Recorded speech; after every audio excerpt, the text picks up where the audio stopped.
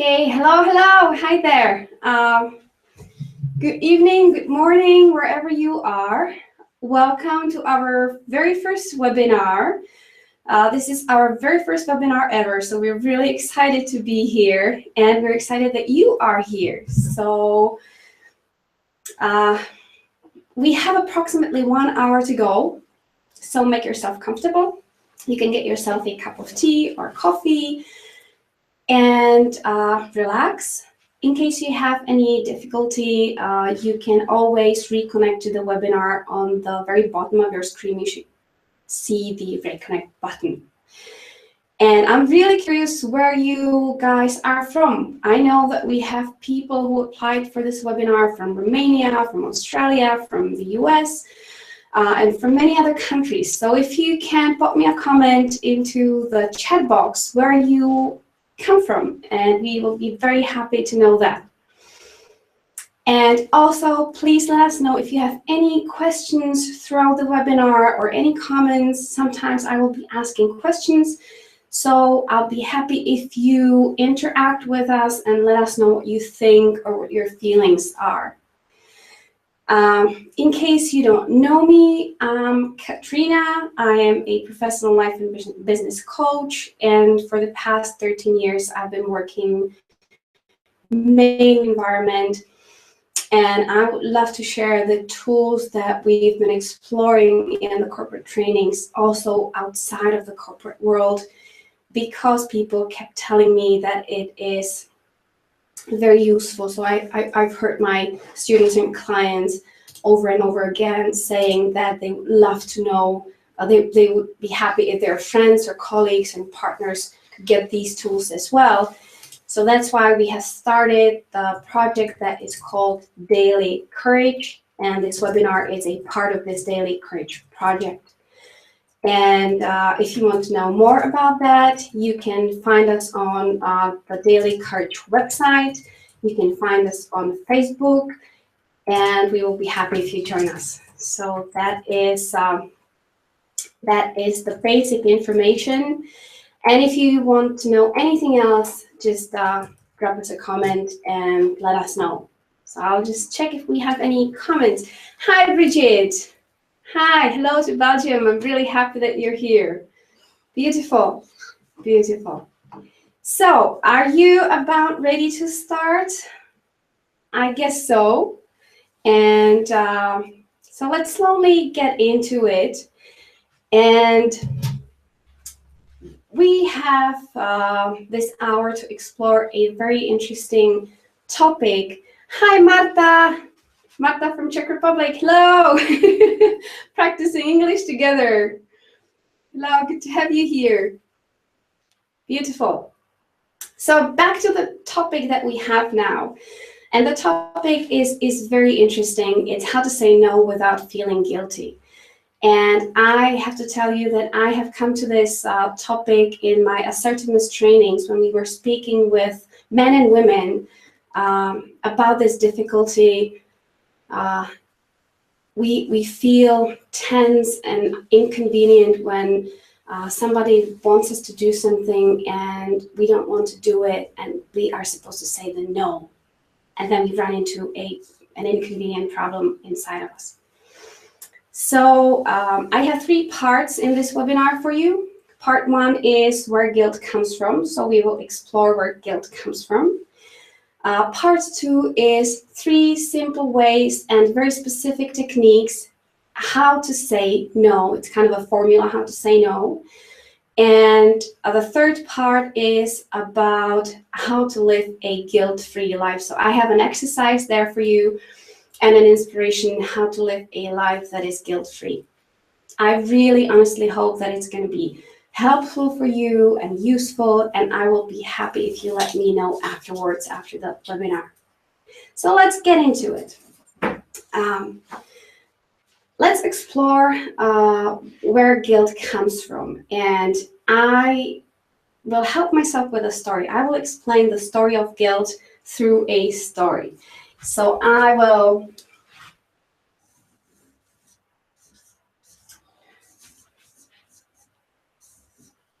This is a picture. It's a picture of me. It's me. It's Katrina. And as every other person in this world, I also have some feelings. I have some needs. And I have some opinions. I have some thoughts. And to be able to live a life that is fulfilling and happy and balanced, I need to have something that is called a personal space, which is,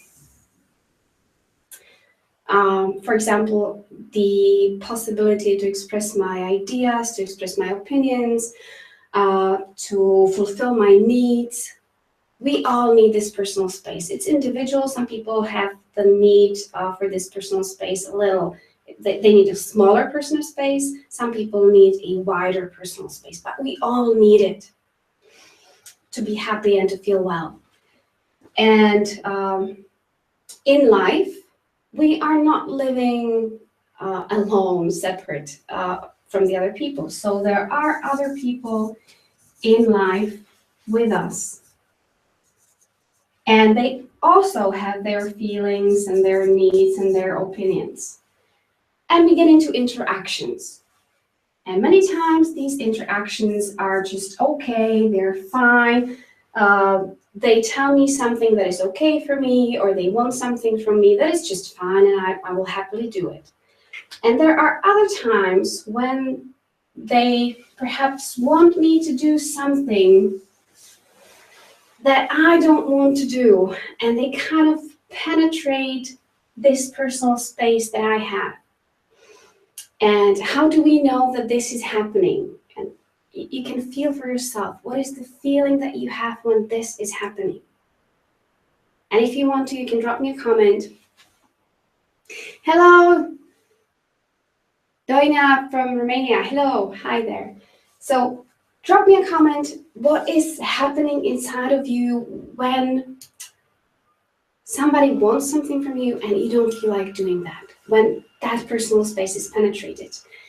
And usually for most people, the truth is that we have this weird feeling somewhere in this chest, somewhere in our chest, that it's kind of going against our needs and our feelings.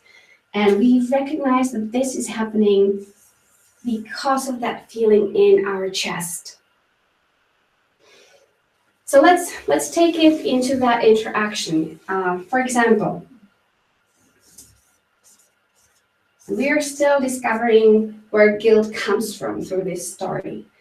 And that example is, this is me, and this is a friend of mine. And let's say that this friend comes to me and he asks me for something. For example, he wants me to take his mother to the airport. And it is exactly that type of situation that we were describing here. I don't really want to do it for whatever reason. Maybe I don't like the traffic jam on the way to the airport, or maybe I don't even like his mother. Whatever reason I have, it is that situation. I don't want to do it. Now it's becoming interesting. I have two options. Option one is that I go to the airport. How am I going to feel if I go? That's a question for you. So if I go to the airport, what feelings am I probably going to have? Feel for yourself.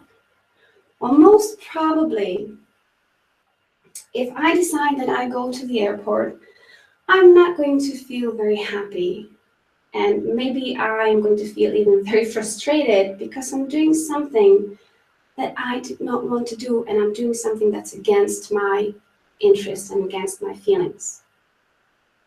So most of the people in my life training say that they feel very frustrated if they go. So a good chance is that our feelings are negative here. Well, I have the second option, and my second option is that, okay, I go. I don't go, sorry. I don't go. And if I don't go, how am I going to feel? I don't go to the airport. Nervous, yes. So most probably, if I decide that I would not go to the airport, I would feel even frustrated because I would feel like I'm not being a good friend. I might hurt my friends' feelings, or they might consider me to be selfish. So most probably, my feelings here would be negative as well. And this is a tricky situation, right? If I go, I feel bad. And if I don't go, I feel bad as well. And this is the birthplace of guilt. Um, why is this happening inside of us? It's happening because we all want to be good people. And it's happening because there is a big part in every single one of us that has been trained to believe that other people have the right to tell us what to do. And if I do it, I am a good girl. And if I don't do it, I'm a bad girl. So we were trained to be manipulated, and we were trained to be feeling guilty if we don't do what we are asked to do. This has happened very innocently. It has happened in our upbringing. It has happened through our culture, because most of us were faced with this approach. Okay, if you do it, you're a good girl. If you don't do it, you're a bad girl. And that's it. And that is the birthplace of guilt. And it's just very useful to know that. And once we recognize and realize that this is something that we all have and that is natural, we can recall and remember that there's nothing wrong with us, that most people have these feelings. Some of them have them like less intensive. For some people, it's more intensive. But we all have these feelings because we were trained for that in the upbringing and in our schooling system, in our family, in our culture. So this is where guilt comes from. And what happens if we get into this kind of interaction that somebody wants me to do something and I don't want to do it, then sometimes we get into this vicious circle. I might say, well, you can't do this to me. You know that I don't like the traffic jam to the airport. And my friend could tell me, well, you know what, Katrina, you're my only hope. I have nobody else to turn to. And we would start running this vicious manipulative circle. And in the end, somebody is going to go to the airport. Do you know who's going to go to the airport?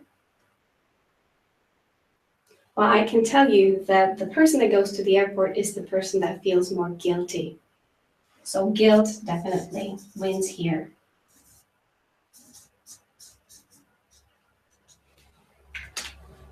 Okay, I believe that we can agree, you and I, that this is something that doesn't really make sense, and this is something that we don't want to do. So we don't want to play this game. And what we would like to do instead is something that is called assertive pushback. And that means that I kind of gently and firmly push back here. And I let that other person know that this is not okay for me. I'm not going. No, not today. And this assertive pushback can be firm and can be strong and can be kind. So let's move on to the second part of the webinar, And I would love to share with you 3 ways how to say the no to different kind of groups of people. And the first way to do this assertive pushback and to say no to somebody is say no to people that maybe are total strangers for you, or maybe are people who tend to be very pushy, and or maybe it's somebody calling you and offering you a service, a telemarketing person. This first way how to say no is for people that you do not have to have close relationships with, and you do not have to cooperate with them, and you can just state a firm no and nothing else. Many people think that this might sound rude and impolite, so I recommend that for our better feeling, we can add a thank you as a first step. Thank you.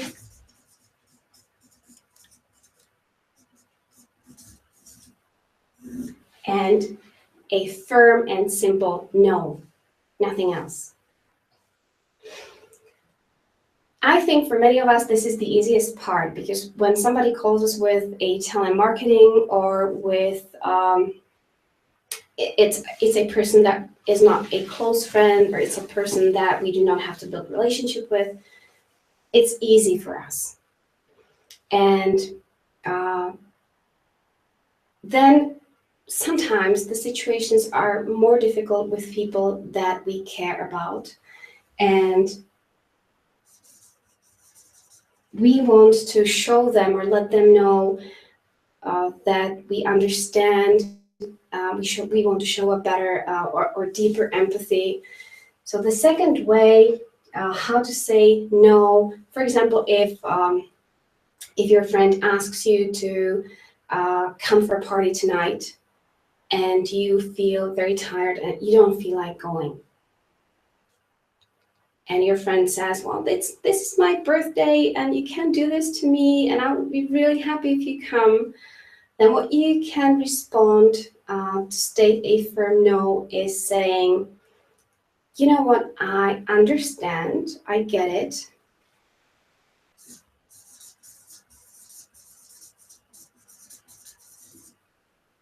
That's the first step, to let that person know that they have been heard and that you understand their request.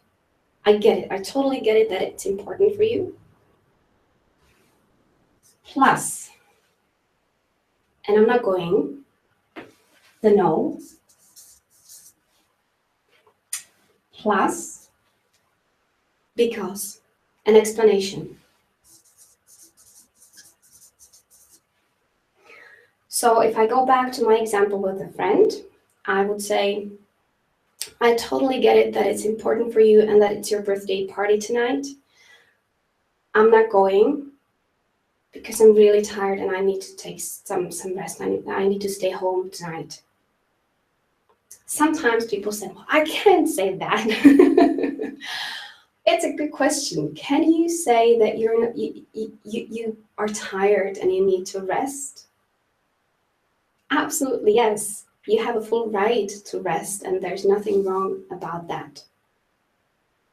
But that is absolutely up to you if you feel that this is something you would say or not. Maybe you might want to make it more gentle for yourself. But this is the 3 steps that you can definitely use in this case. I understand, I'm not going, because a simple, brief explanation. The key here for success is to be simple and to be brief, to have one reason why you're not going, and not over explain and not over apologize. We sometimes have the tendency to over explain and over apologize, and we think it's kind, but in fact it is making us weaker. You can recall for yourself, if somebody is explaining to you a lot and talking a lot and giving many reasons, do they seem, are they more strong for you? Are they more powerful for you? Or do you see them as weaker people? So for a majority of us, the truth is that if that person speaks more, then we see them as weaker people. The more we speak, the more we show the insecurity that we have inside of us. You can very well see it with little children. The more you explain to them, the more they tend to push, and it is giving you, in fact, it's giving you a disadvantage in the end. And also, if you're giving too many reasons, then your partner has different ways how to convince you. So it is very important to stay with one reason only. And with saying no, you can use one of the assertive techniques that is called the broken record. So if you stand your no and your partner keeps pushing, the best way how to deal with this is repeating your request over and over again. Not adding more excuses, not adding more apologies, but really saying the same thing over and over again. I really get it. I really understand that. I'm not going because. So hopefully this formula can be useful for you. It's pretty simple, and we just need to recall it at the moment when we need to use it and apply it. There is one tricky thing that we usually do. Sometimes we say, okay, I get it, I understand it, but. So I will show you what the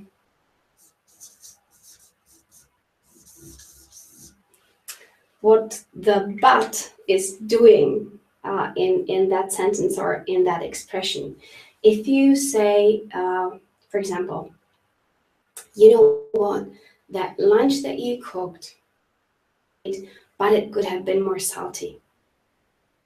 Or if you say, you know what, the grades you have at school, they are really good, but it could be even better. If you say, I love you, but if you do this, it will be even better. What we do, we say something nice in the first part of the sentence. I understand. Then we use the but, and then we say the rest of the sentence. And what the but is doing is that it kind of scratches the good part of the sentence. So if you want to avoid that, you can use a different type of formulation, and you can always say, you can kind of turn it upside down, and you can say, you know what, even though that lunch could have been a little bit more salty, it is delicious. Or you could say, you know what, even though I would love to see your grades even a little better, you're great, you're doing a great job. So you turn it upside down, and the emphasis remain on the good part of the sentence. So you really, what you wanted to emphasize remains emphasized. So this is option number one. For strangers or for very pushy people, thank you for your offer. I appreciate it. No, nothing else. The second option is for people that are more close to you and you want to be more kind to them and you want to show more empathy and still remain with your firm no. And the third option that I want to offer you is the same, like here. This third option is really good for people that are the closest in your family or in your team at work. that you really, really care about. You cannot do it today, it's not an option, but you want to show that you're willing to do it some other time. So you would say, okay, I understand.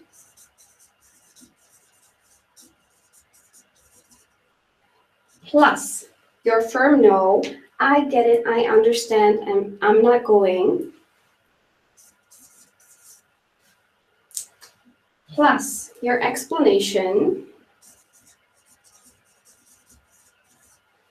And the last part of the sentence is, what am I willing to do next time? What else can I do? What is the other time that I can do this? If we go back to the example with your friend asking you to come for the birthday party, it could be, okay, you know what, I really get it, I understand. I'm not going tonight. I'm not going tonight. I really can't because I'm super tired. What if we go out for lunch next week? Would that work for you? So this is kind of an offer for next time, or for some other activity that is okay for you, that you could do.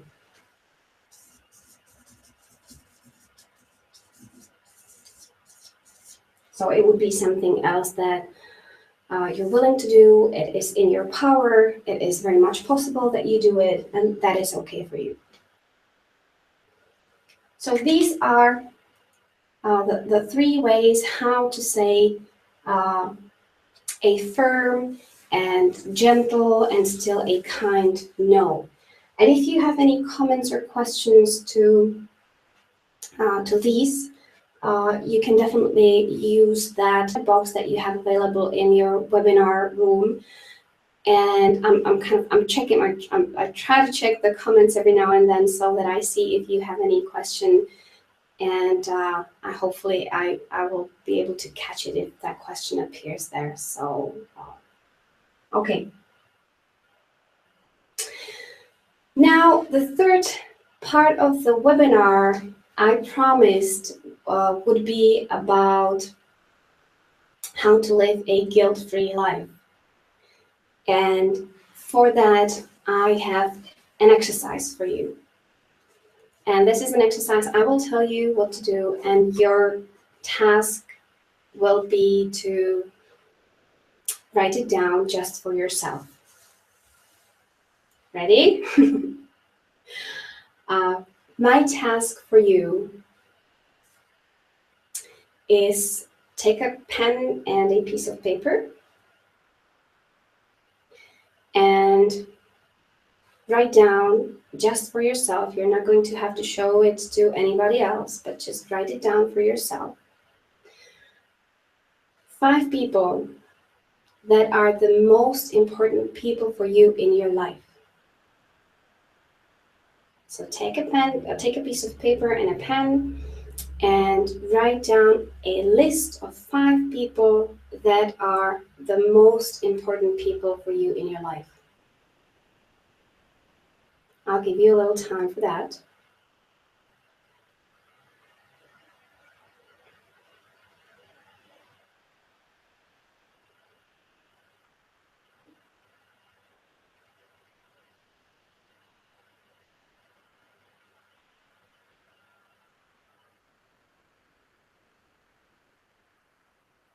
Five people that are the most precious, the most important people for you in your life. Sometimes my students ask me if they can write a pet on the list. That's perfectly fine. You can add a pet on the list. And if it would be like too difficult for you to put together 5 people, and you perhaps have 4 people, that's okay. The goal here is to have the core people in your life, those that are the most important for you.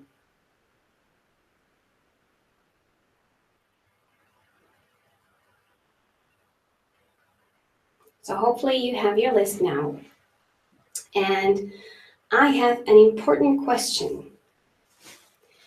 I would love to know from you, and you can write me in the chat box, how many of you have yourself on that list? So how many of you have yourself on the list of the 5 most important people in your life? And I'll wait a moment for your responses, because I would really love to know if there is anybody who has themselves on that list.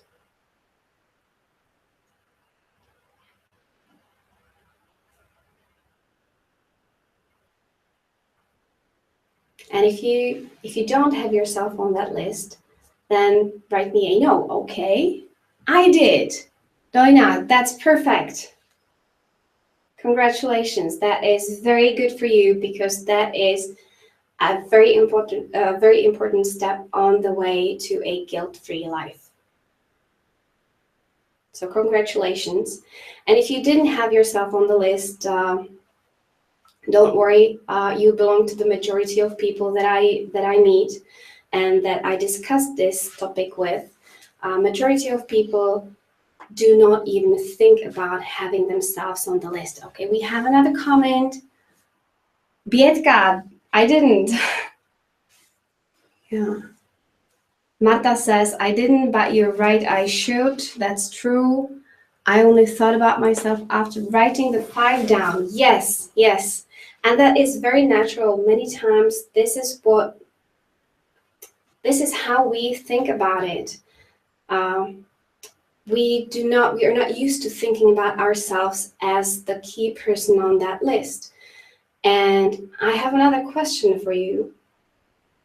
And that question is, how would your life look if you were not in your life?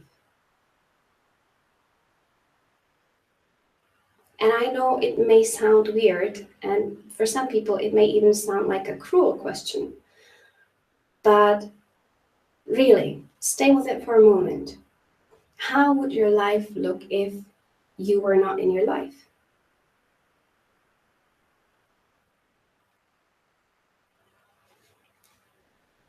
Well, you would probably have no life. There would be no life for you if you were not in that life. So, how to live a guilt-free life? The step number 1 is putting yourself on that list and putting yourself as the first person on that list. And now I would really love to have a face-to-face conversation with you, because many people at this very moment have that feeling that, but this is selfish. So if you had that feeling or that thought in your mind that this is selfish, then I have an inspiration for you. And I really think it is very important that we learn to distinguish between 3 categories. And the 3 categories are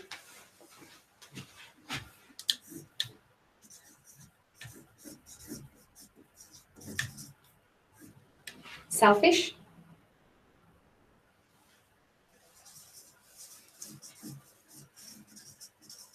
selfless,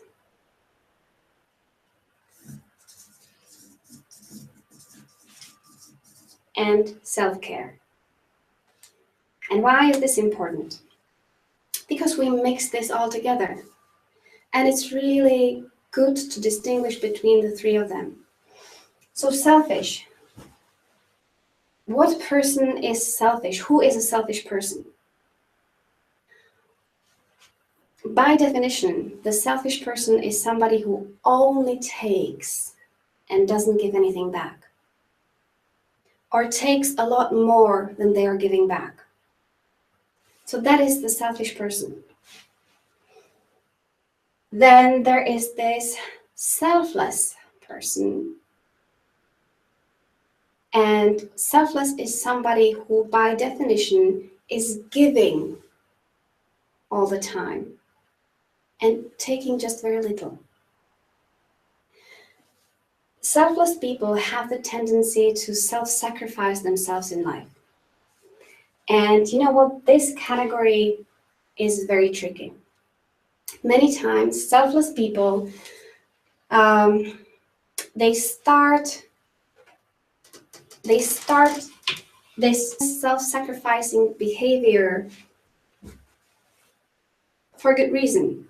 They think that if they serve other people, if they provide service, if they make other people comfortable, that it's loving. It's showing them love and it's giving them love. And many people who are in this selfless mode, what they do is that at the very beginning, they have this good intention that they want to do it from love and to be loved. So they suppress their own feelings, they suppress their own needs, and they serve the other people so that they provide comfort and so that the other people love them. And the tricky part in this is that throughout time, because they have been suppressing their feelings and their needs and their opinions, throughout time, these selfless people sooner or later become very frustrated and not pleasant people to be around and not pleasant people to be with. So even though they started from this good intention that they were doing this because they loved the other people and they wanted to be loved by other people, throughout time they end up being bitter and frustrated. And sometimes it's also very difficult to give them a gift, to do something nice for them, because these selfless people would say, oh, don't worry about it, there's no need, no, it's a shame, no, don't bother. And it is difficult for the other people in their family or in their world to do something nice for them.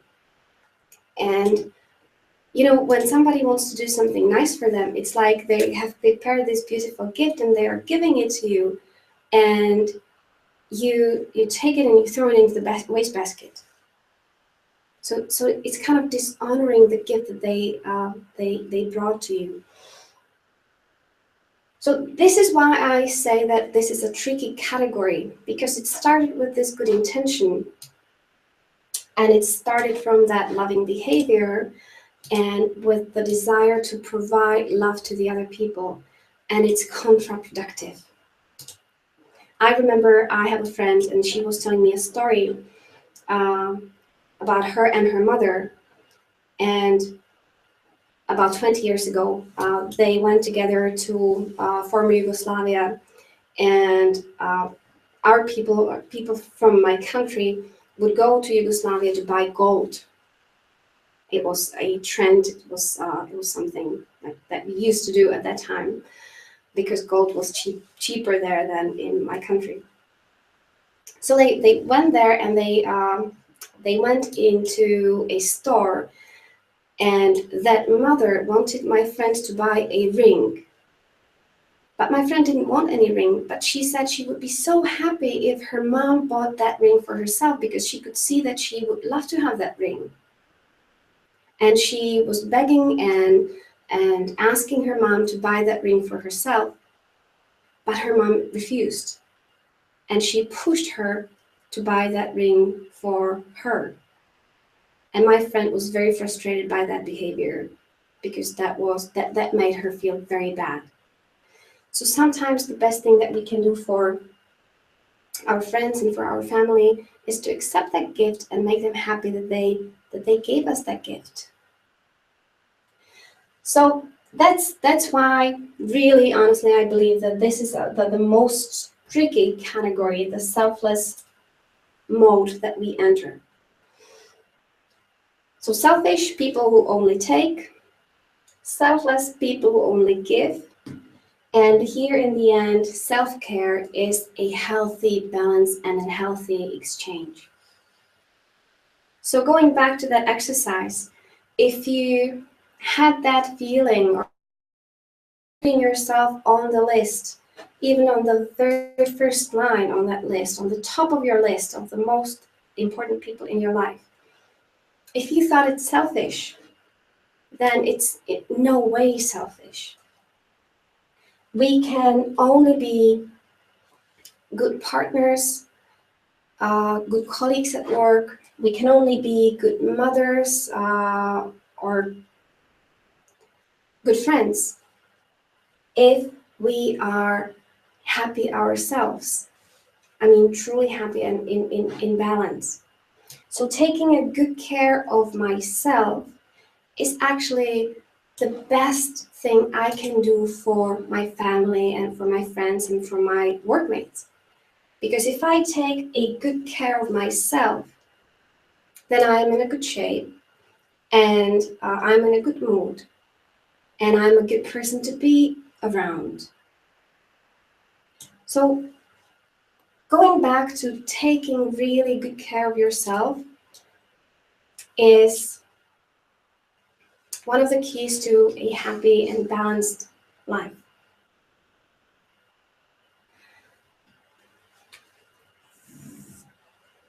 So this is my inspiration for a guilt-free life. We could definitely explore it much more in depth because this, even the story of guilt is just a very quick story. Of course, it has deeper roots. Sometimes the guilt is grounded in our fear that we will do something that our loved ones will not like. We will do something that people will not like. Sometimes the guilt is deep-rooted in our fear that we will hurt somebody's feelings. We will hurt somebody. And you know what? As long as we have the desire to be liked by other people, as long as we have this desire to be appreciated by other people, as long as we let other people from the outside world decide our own self-worth, we will be an easy subject for manipulation.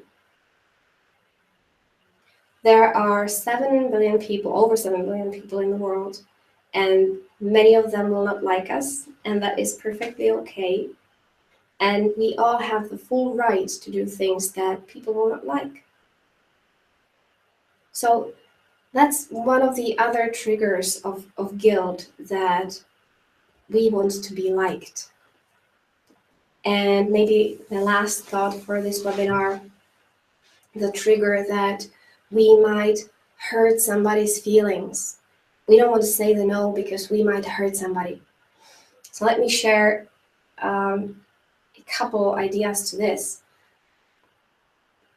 The thought that we have the power to actually hurt somebody's feelings is a myth. And I know this is a concept that is sometimes difficult for us to understand or even accept it, not understand, but more accept it. The truth is that we do not have that power. And I can explain it through an example or a story again. Imagine that you are, it's a morning and you are in an excellent mood. You've really slept well and you are having a beautiful life and everything goes well, and you come to your friend, or you come to your office and you meet one of your colleagues and they tell you something bad or not pleasant, but because you are in that good mood, it doesn't really matter. It's not so bad. It's okay. I'm having a good day anyway. And a couple days later, you didn't really sleep well. You maybe even had an argument with your spouse. You're not feeling well physically, and it's really not a good day today.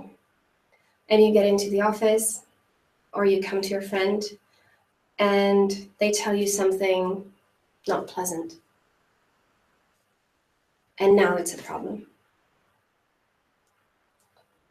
So it's not so much about what they said, but it's much more about how am I able to deal with it now at this very moment.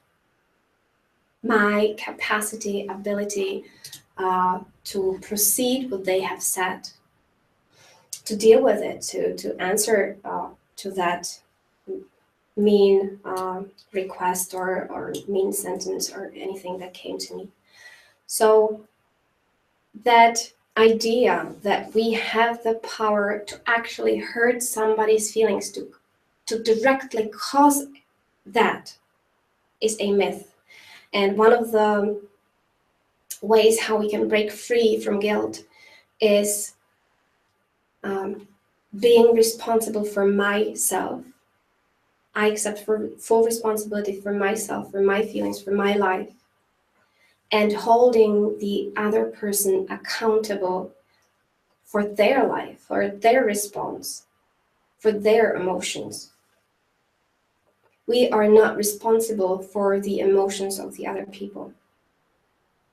We are only responsible for how we react, how we articulate the words, and how we articulate the sentences. But we can never be responsible for how they accept it. And that's a trap that we get caught up in sometimes, that we believe that we are responsible for their problem. We are responsible for their emotion, and we are not. So if I could have a wish at the end of this webinar, I wish that you could remember that you're responsible for yourself and other people are responsible for themselves. That putting yourself on the very top of your list is very far from being selfish. It's a radical act of self-care, which is the healthiest way to be in the world and to be the best quality person and to be the best quality partner on all levels that you can imagine. And hopefully even those three ways how to say no might be helpful for you. And I really wish that if you decide to try them, they work for you. And if you decide to try them and you run into any type of trouble, you can always let me know. You can always stay in touch, and you can write me on the Facebook page, or you can write me an email, and I will be very happy to hear from you and to hear about how you put this all into practice and if it was useful for you. So stay in touch with us, and if you would like to explore these things more in depth, you are absolutely welcome at any of our future webinars. We have another webinar on the 21st of October, and that is going to be about how to become the best negotiator and how to turn a no into yes without pressure and manipulation. I have again, a story and an exercise and a formula to follow, how you can do this in 3 simple steps. So you're absolutely welcome to join us. If you find this as a helpful tool and if you think it would be useful for your friends, feel free to let them know. Tell them to come to the webinar or come to our website or our Facebook. We will be happy to have you there. And if I see you again, I will be very pleased. You will receive a replay of this webinar that will be available to you for 3 coming days for free. So you can watch it again. And if there was any part of that webinar that you found helpful, you can replay it and listen to it again. So it was my real pleasure to be here with you today. I hope to see you soon at some of our other webinars. Stay with us, stay in touch through Facebook or through the website www.daily-courage.com, and see you soon some other time. Goodbye.